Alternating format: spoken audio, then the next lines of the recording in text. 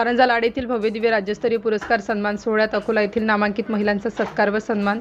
24 मे रोजी सावित्रीबाई फुले महिला बहुउद्देशीय विकास संस्था वलय कारंजा लाड व स्त्रीशक्ती मंत्र संघटना कारंजा जिल्हा वाशिम तर्फे शेतकरी भवन मंगरुळपीर रोड कारंजा लाड येथे भव्यदिव्य राज्यस्तरीय पुरस्कार सन्मान सोहळा नियोजनबद्ध आयोजित केला होता। संस्थेचे अध्यक्ष सौ शारदा अतुल भुयार यांनी या राज्यस्तरीय पुरस्कार सोहळ्याचे आयोजन केले होते।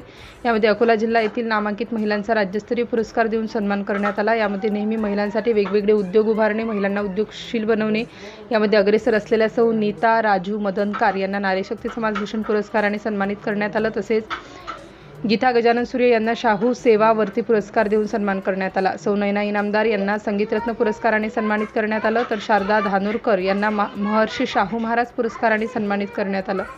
सौ रूपा ठाकरे यांना साहित्यरत्न पुरस्कार देऊन सन्मानित करण्यात आलं व सौ उमाकांत बोबडे यांना नारी शक्ती राज्यस्तरीय पुरस्काराने सन्मानित करण्यात आलं। अशा प्रकारे अकोला येथील समाजसुधारक आणि महिलांसाठी नेहमी प्रयत्नशील असणाऱ्या सर्व महिला अकोला ग्रुपचा या ठिकाणी राज्यस्तरीय पुरस्कार देऊन सन्मान करण्यात आला।